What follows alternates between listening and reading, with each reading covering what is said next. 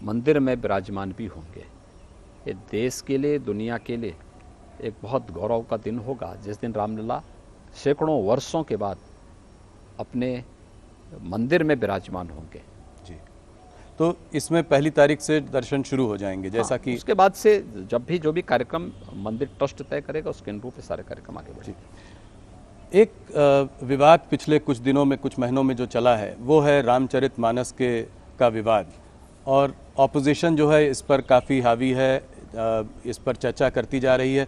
आपका क्या मत है इस पर, आप इसको कैसे देखते हैं? देखिए, जब भी उत्तर प्रदेश के अंदर विकास के किसी बड़े प्रोजेक्ट को लेकर के, बड़ी योजना को लेकर के, बड़े कार्यक्रम को लेकर के हम लोग आते हैं, तो जिन लोगों ने विकास के बारे में कभी सोचा ही नहीं, जिनकी डेवलपमेंट की कोई सोच नहीं है, जो विकास नहीं बल्कि विभाजन पे विश्वास करते हैं, तो वे लोग इस प्रकार की कोई ना कोई बयानबाजी अपना शुरू कर देते हैं।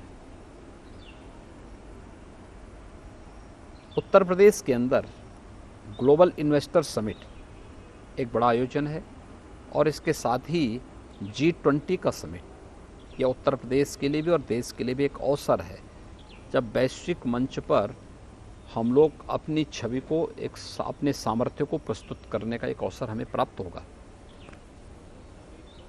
तो विकास और इस प्रकार के अवसर से ध्यान हटाने के लिए यह इस प्रकार की बयानबाजी है, इसके पीछे कोई अन्य हेतु नहीं।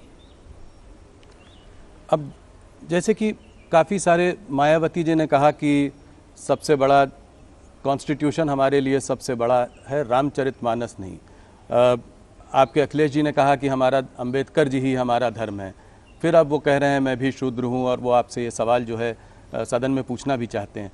तो इन सब को आप क्या जवाब देंगे? इससे सीधा साधा जवाब क्या है? सदन में जब प्रश्न आएगा तो प्रश्न का जवाब भी उसी प्रकार का सीधा जवाब सदन में उसका मिलेगा। जो क्या है?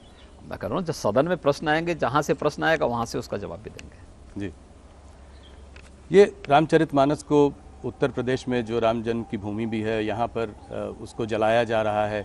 इसको आप कैसे देखते हैं? क्या आप इस पर कड़ी कार्रवाई करेंगे? क्या जो लोग ये कर रहे हैं? कार्रवाई हो चुकी है जी। और रामचरितमानस एक पवित्र ग्रंथ है, समाज को जोड़ने वाला ग्रंथ है, और रामचरितमानस के प्रति सनातन आस्था जी उत्तर भारत के हर घर में सुंदरकांड के पाठ होते हैं किसी भी मांगलिक कार्यक्रम के अवसर पर।